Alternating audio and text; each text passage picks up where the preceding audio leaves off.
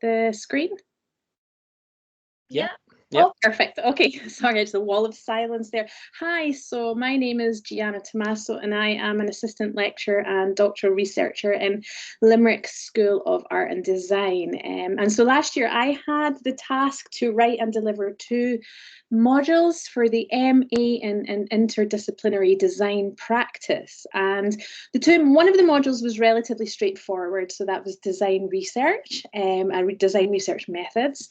And the other I really had to grapple with because it was collaborative practice. And of course, going into the COVID era, where the students hadn't met each other at all, there had been no opportunity to have physical contact. I had to really think, how are we going to collaborate when we're all in a space apart? Okay, so this challenge led me to this taxonomy. And so I suppose, of course, it's not my taxonomy, it's Janet Salmons' taxonomy.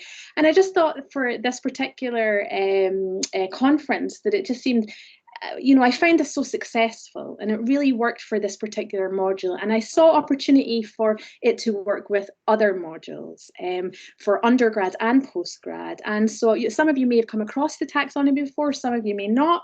So, I'm just going to share it. Okay, so first of all, the issue is, that I think collaboration, we use this word so much in the creative sector, and I'm sure, and we've just heard the previous speaker use it, saying we're collaborative practice. And I think we can take the term collaborative as being self-evident. And of course, when you start to look into things, you sort of go, okay, it's not that self-evident. So, first of all, the first week of the 4-week module, so it was a very intensive module, we spent a lot of time teasing out really what is collaboration, what is collaborative practice, what does this really mean? So that's just a definition. So this is a comprehensive definition. So I found one comprehensive definition, and then this is what brought me to Salmons' taxonomy. So collaboration is a process through which parties see different aspects of a problem, can constructively explore their differences and search for solutions that go beyond their own limited vision of what is possible. So collaboration establishes give and take among stakeholders that is designed to produce solutions that none of them working independently could achieve. So, that's quite an extensive, comprehensive definition of collaboration. And I went on to find Janet Salmons' definition, which seemed to me to be a little more succinct. And what I particularly liked was the notion of value within this. So what value do we get from the collaboration? So Janet Salmons says collaboration is an interactive process that engages 2 or more partners who work together to achieve value and outcomes that could not be accomplished independently. And of course, within the module, we had to have real deep discussions about the difference between cooperation and collaboration. And of course, there are distinct differences. And I think, I personally have been in courses myself where we have been doing collaborative activities when really all we're doing is cooperation. And because this module was in collaborative practice, we had to really dig deep into this.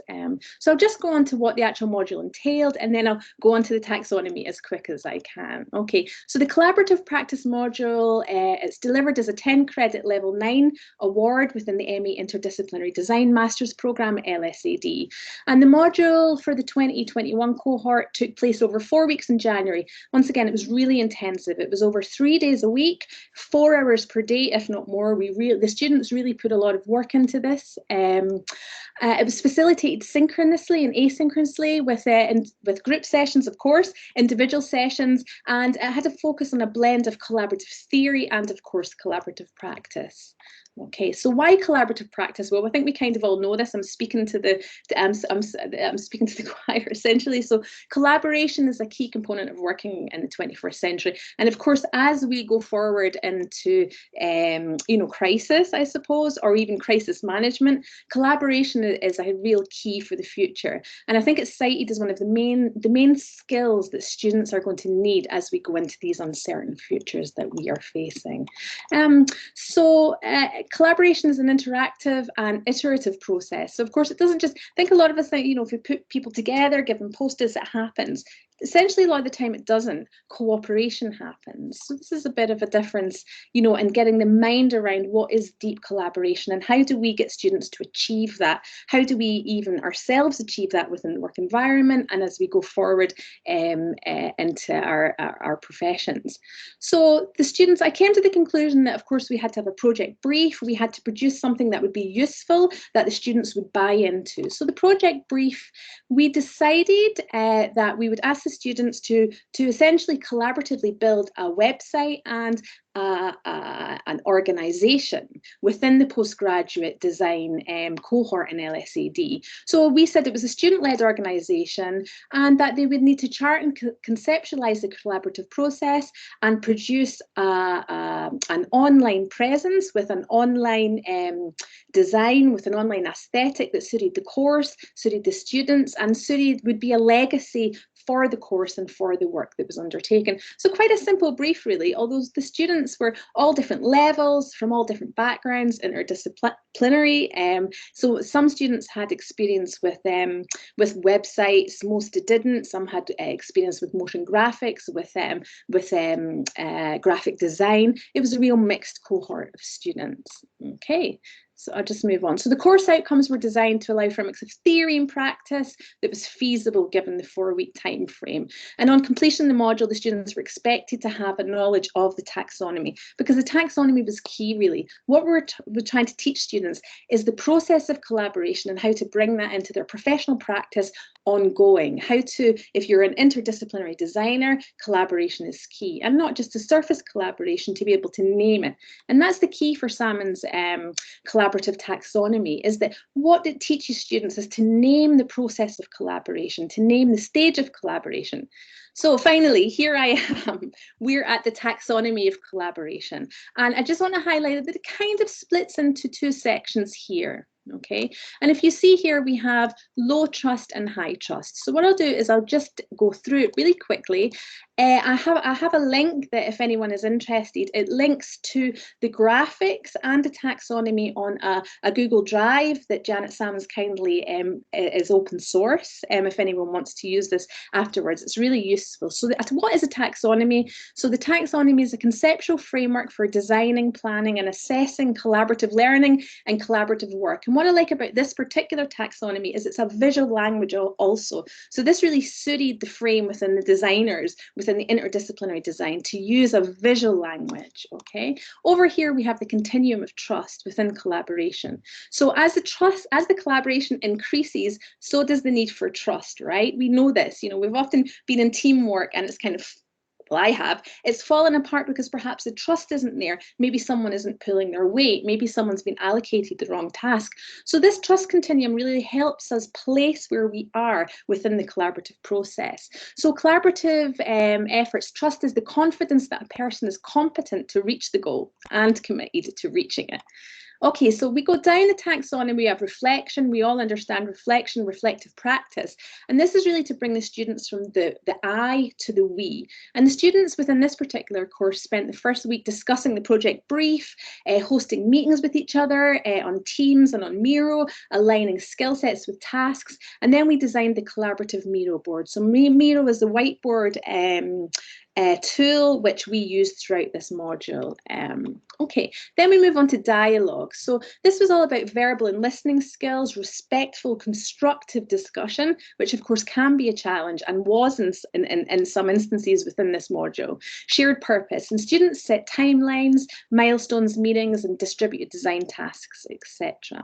Then we move on to review. And what happened in the review was that we, at each stage of the collaboration, we decided, you know, that we had to review how the project was going, how we were working with each other, give constructive feedback within the boundaries that we'd set.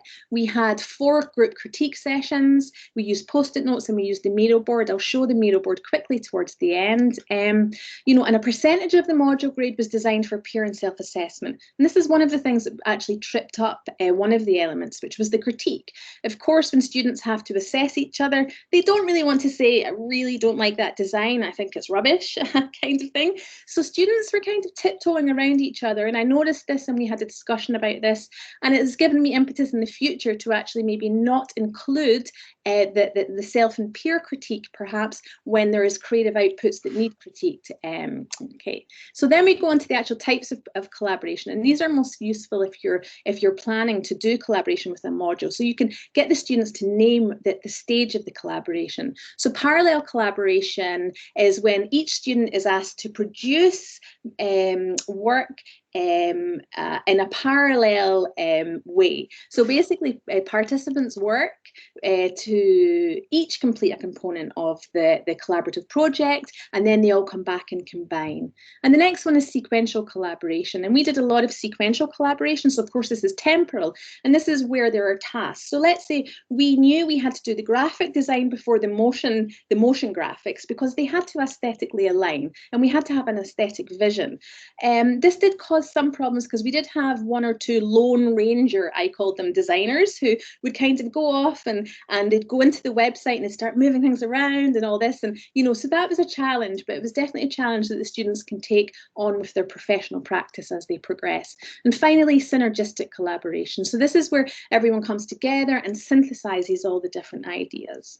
And while a lot of the ideas within this taxonomy might seem quite straightforward and they might seem par for the course, being able to name each stage of the collaboration is really important for us to assess whether we're actually collaborating as a team or we're just cooperating. And I think that that's one of the main takeaways that I think we all took from this, that being able to stop at any point of a group project or collaborative project and say, what are we doing here? Are we reviewing? Are we reflecting? Are we in dialogue here? Or what part of the collaboration are we at? Are we sequential? Are we doing the right timelines? So, it's a bit of project management and a bit of really reflection and understanding the idea of trust. Okay. Your 12 minutes is up there. Oh, is it? Gianna. Okay. Well, listen, I'll give you 2 seconds. I'll just show, this was the Miro board. Sorry, I didn't realize it would take that long. And, it worked out really well. Students gave really good feedback. And Janet's Salmons taxonomy is available at this Google Drive, where you can move around all the different visual objects. And it's just a really useful taxonomy to use in group work and collaborative design work. So, okay. Thanks. Great. Thank you very much. No worries. I found that the link between sort of trust,